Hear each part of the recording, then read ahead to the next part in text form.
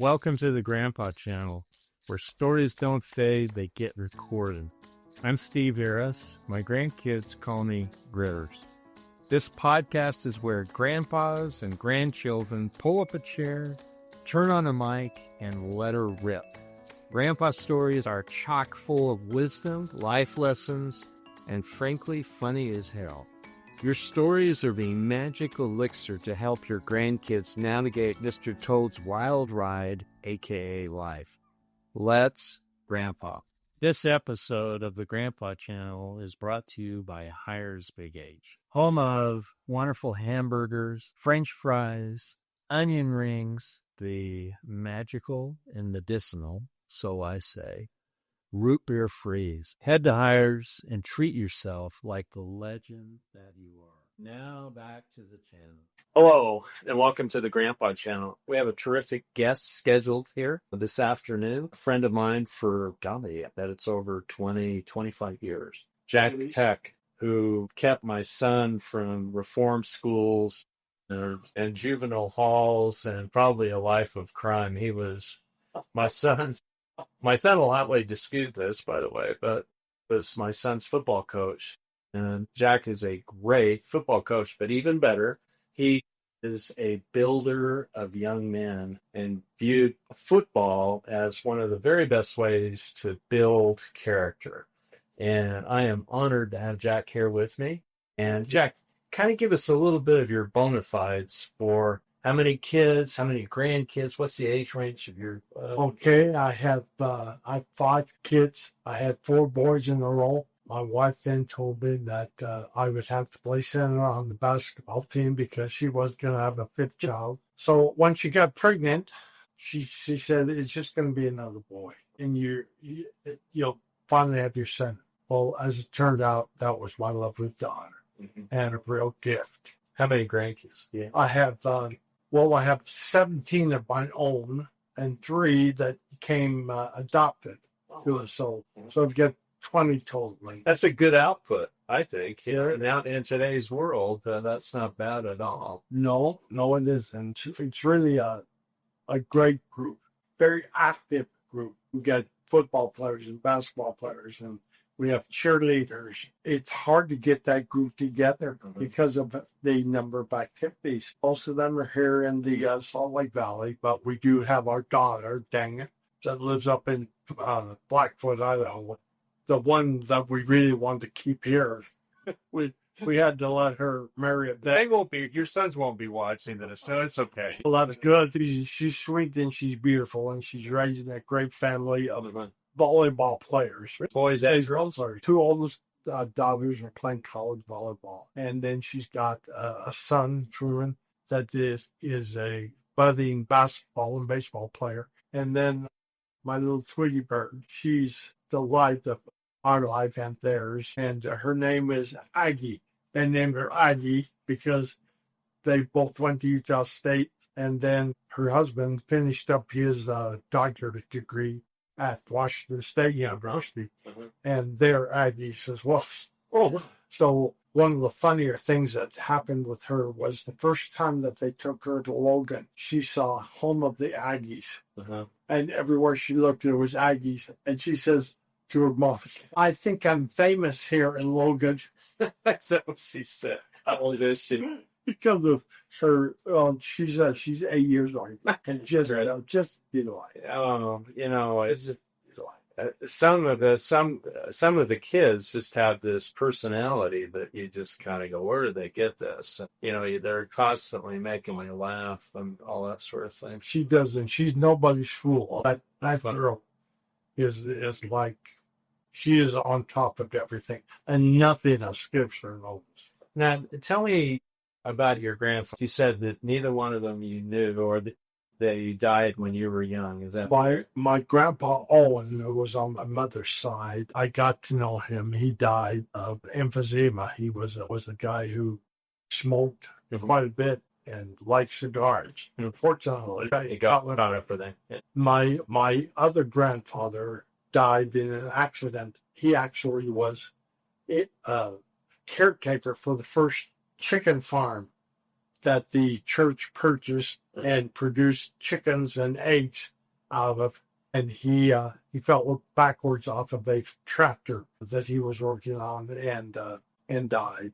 Died that way. Yeah. Did you feel like you were missing something growing up at all with not really having your grandfathers there, or didn't do much thinking about it? No, I don't think so. I did miss my grandpa Owen on my mom's side. We didn't see them very much. They lived in California, and the times that we did see them, they would come on the train. We thought that was such a great thing to be able to go down to the old Union Pacific Depot, and the train would come in, and my grandparents would be on that. Mm-hmm. I remember one time that we did go down to California, all of us piled on board the train, and that was just a great trip. I remember my grandpa Owen from that. Wasn't old enough to be old grandpa. I've never heard my grandfather's voice, but one died when he was 48, and then the other one died when he was like in his late 50s. So I've outlived him. Isn't that great? But I think now, with people living longer, tell us about your dad and tell what kind of a grandfather. My father lived to be 96 years old. My mother lived to be 95 years old. I'm pretty impressed with my genes. Yeah, and I'm apt to live quite a long time if I can overcome some of the other stuff this life hands out to you. But my father was a very hard worker. He was an extremely loyal worker to the people that he worked with. Mm-hmm. And my mother, when my grandma Owen passed away, her mother passed away, she inherited their home down in Leisure World. Of course, we never called it Leisure World. We always called it Seizure World. I don't think I want to live at Seizure. No, Seizure World. But it was close to Seal Beach. It was walking distance of the beach. And it was a great place for them to live. They lived there about 20 years. Yeah. When they got to the point that they were being hospitalized for this and that and the other, I talked them into coming up to the city, back to Salt Lake, so that we could keep an eye on them. Mm-hmm. And so they moved back here for about 16 years before they passed away. And they got to know my kids. That's one thing that really they miss as grandparents, where they miss socializing with the family. All of our family lived here.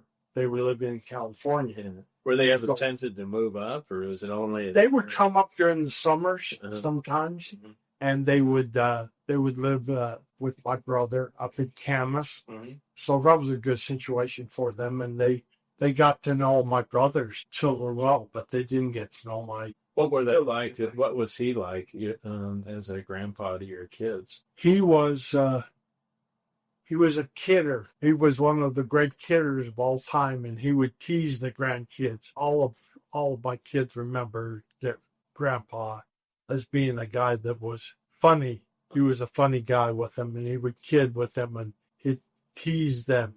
Sometimes unmercifully, he'd tease it to the point of tears. We'd have to explain to them it was their fucking well. You just have to excuse his teasing. But they got to the point where they'd give it back to him as hard as like it. A great time when you went to visit Grandpa. They all wanted to go and see Grandpa. What did you learn from him in your grandparent? Is there anything? If it be a bad example or good example?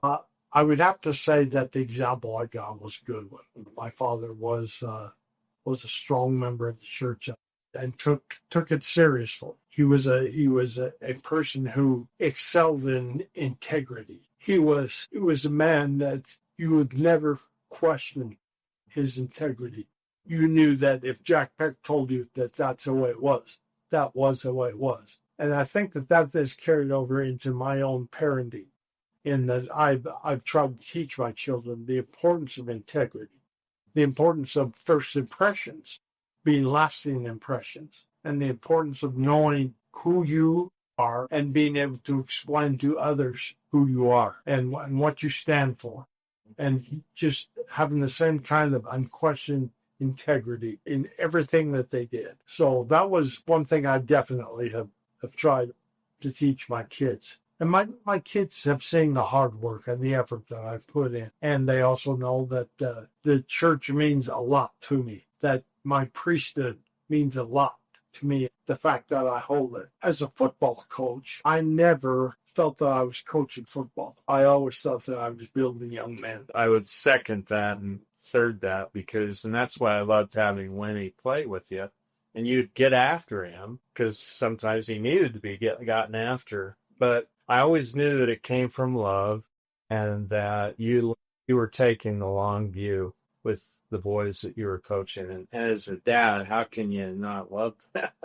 Well, there were times that I would really blister them as a coach, but I was also very fair. When they did things right, I would be overly effusive with congratulations and praise and love and hugging them and telling them how great they were and how wonderful it was. It was fun to watch the lights come on, and all of a sudden you went from having that football player to having a person with integrity, the person that knew that they could accomplish great things, whether it was on the football field or whether it was in life. Those were the things that were important to me, was how a young man felt about himself and his teammates when he walked off the field. And he knew they had given the best that he could give, that his performance was always acceptable, and that acknowledged that he had done his best. That was extremely important to me. It's been satisfying to me to have many of these young men who played for me, who have sought me out, have looked me up, have come to my home, have seen me, have been there sitting. And one of them, big old tackle that I had, he was fierce on the field, but he was a teddy bear inside. And he said, "Coach, one thing that I always remembered about you was you've never took the Lord's name in vain." And he said, "I appreciated that." And that is something that I've tried to live by and something that I've adopted.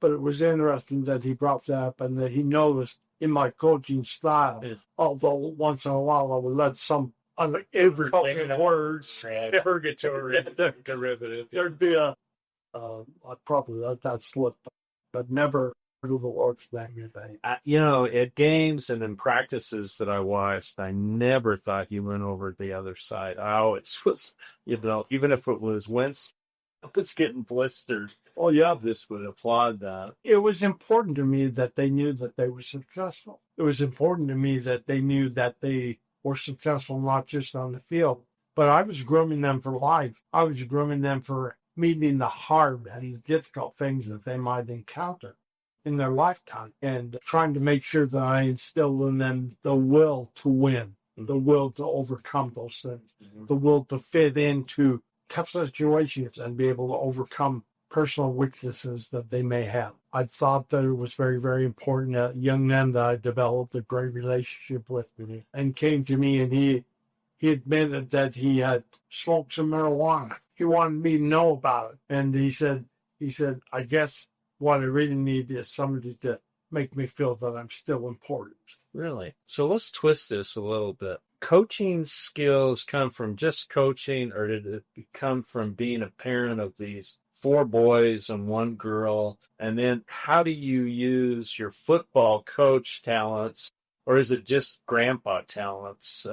How do you deal with are you easier on them than you were some of your players? Having grandchildren is the reason that you don't kill your children, because those grandchildren are just the light of your life, and they're so wonderful. But I would say that it is all encompassing. Now, my grandkids will tell you that one of my pet peeves is when they leave wrappers cooked or they leave empty bottles out and they don't make it into the trash bin. And my wife always says, "Well, you were raised by June Cleaver," and it's true. Was your mom a really good house? My mom was an immaculate keeper, and she passed that on to me. Because there's nothing that gets under my skin more than looking and finding trash. My poor grandkids, they have to pay the price for what I learned from my mother.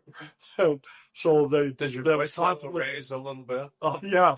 They're constantly being reminded that they got to measure up to that. So if you ask them, what do you remember about your grandpa that sticks with you, they'd probably say, "Whose trash is this?"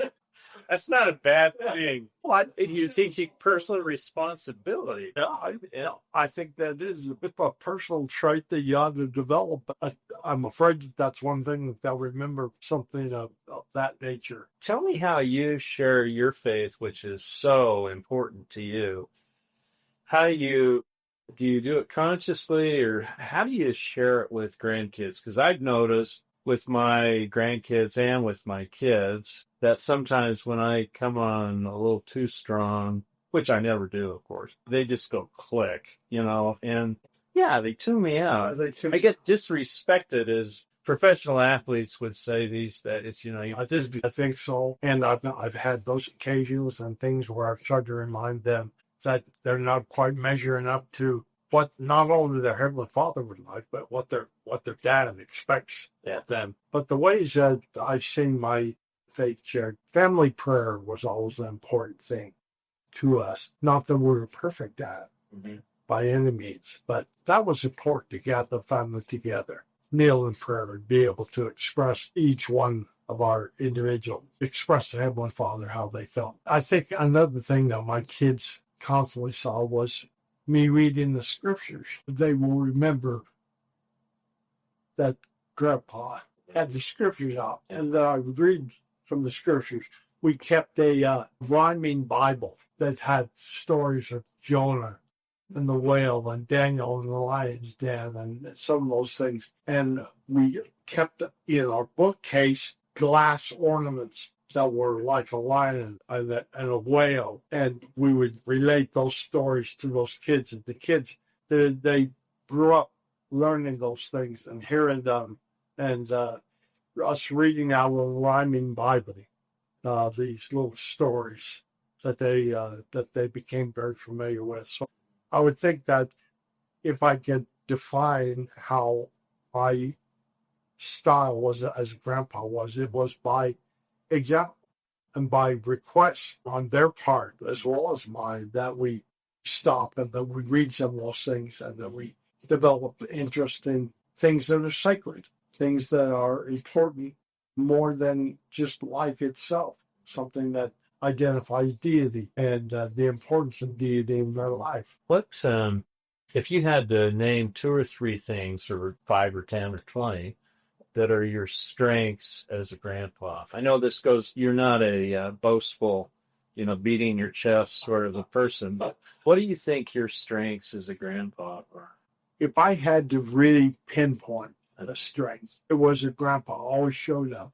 Okay. No matter if they were 100 miles away or 200 or 300 miles away, Grandpa always was there. I always showed up. I thought that it was important that my kids knew that they were important enough and played a big enough part in my life that I could take the time to be there, to support them, to reach out to them, to let them know that they were loved and cared about. And it didn't matter what sport it was, didn't matter how far away it was.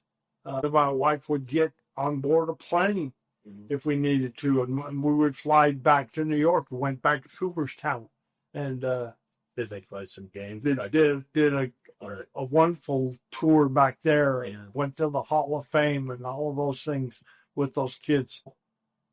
I think that one of the most important things that a grandparent could do for their grandchildren is to show up, is to just flat be there. And I think that means more to my grandchildren. They will always remember that Grandpa was there. He was always there.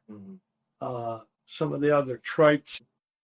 Are you a kidder like was it your grandfather? The worst.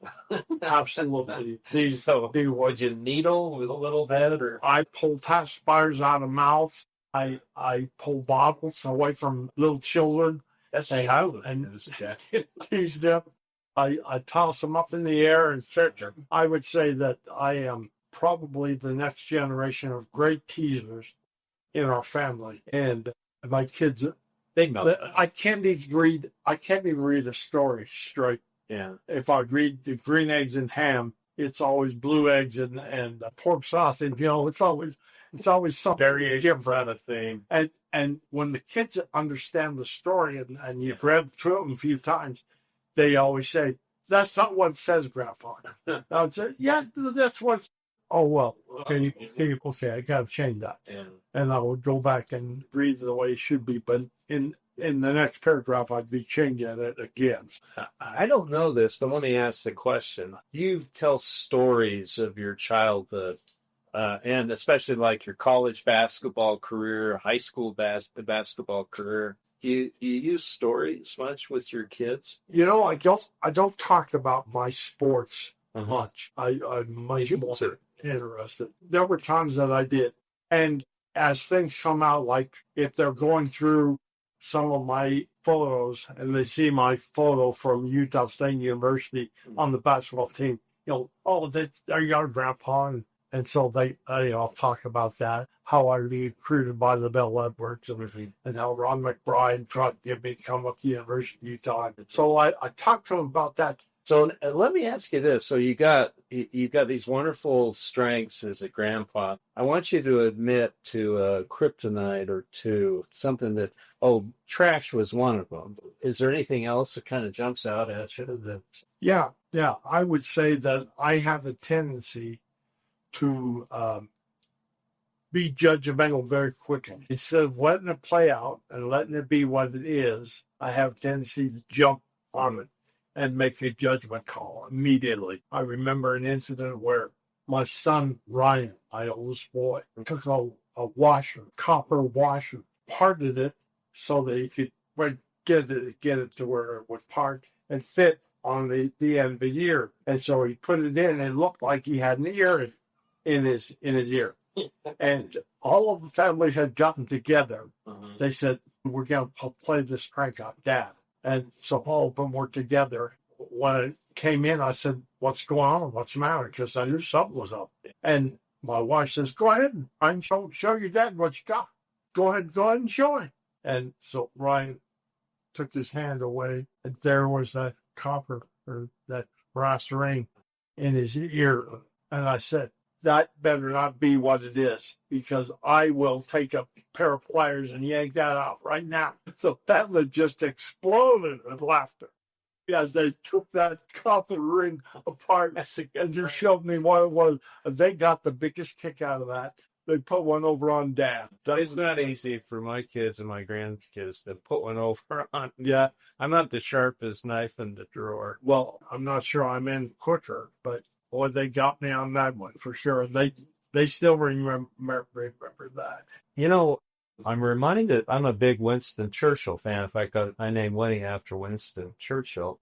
And there was a really great story about Churchill where somebody came up to him and they said, "Lord so-and-so is a very, very modest man." To which Churchill was reputed to have said, "Well, Lord so-and-so has much to be modest about." And I had been thinking about this modesty that we as grandparents or grandpas need to be maybe a little more modest. We need to be like, how can I up level? Maybe and like you were saying, a recognition of maybe there's some areas that you can improve in. I know that there's some, like, I'll tell you what my kryptonite is. It's 4-year-old whiny butt kids.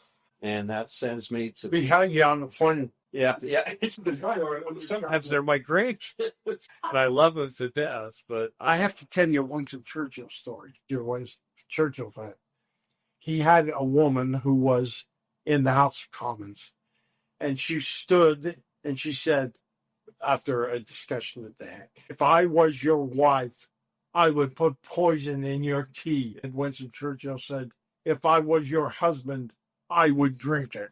I think that you're a grandpa who uses humor. I think humor is a wonderful lubricant for relationships, and you tease. And I guess I need to be better at trying to find more times, I think, to be appropriately serious. Maybe, maybe I have to be sort of a funny guy. Maybe they're learning from me. I think there are times. I've never respected or thought people were great if they were silly. If they were silly people. if they were silly grandpas. It's okay to have fun, it's okay to josh, and it's okay to tease and that. But there are those times when they are teaching moments, when you have to be able to take the time to involve them in what you're teaching, some concept, some precept that you're trying to get across to them that you think will serve them well in the future and be beneficial to them. So my kids will probably tell you that I'm too serious most of the time. Really? Yeah. Yeah. They. I know that not to be true, but because when we're around, we manage to do a lot of laughing, and we talk about serious things. I think sometimes they too often see the serious side of me, and too often hear the serious side of me. I think it would be very helpful to me and our relationship with my grandchildren to be more fun, to be a guy that they love going places with grandpa. They love going places and being seen with me and some of the fun things that we do. But they would never consider me to be a silly man. They just wouldn't. I don't think there's anything really wrong with that.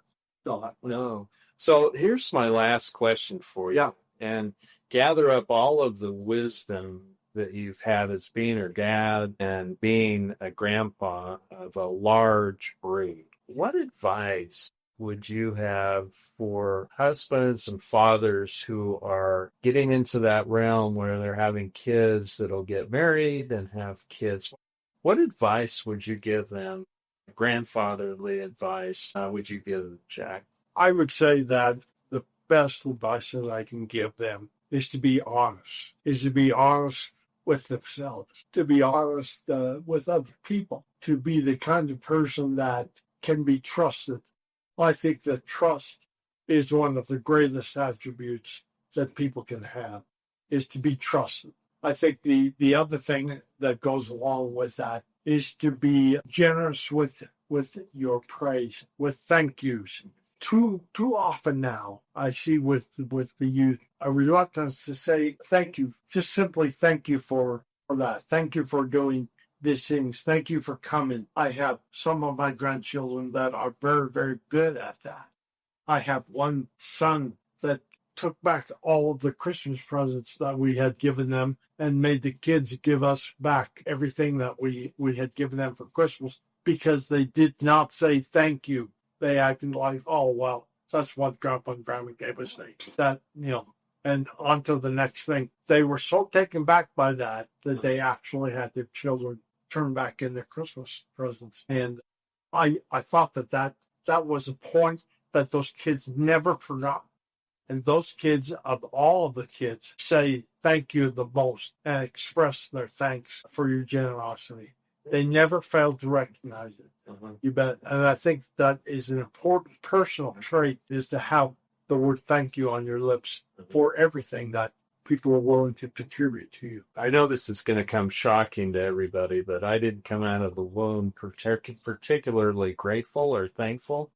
And my cute mom made it one of her lifelong goals to teach me how to have an attitude of gratitude. Just a cool phrase. That's great. And my mom just, she gently helped me. And I consider myself a very grateful person. I can be better and I want to be better, but, I think that gratitude opens up everything as a goal. In my experience with you, I have always known you to be very gracious. Oh, thanks. And express thanks.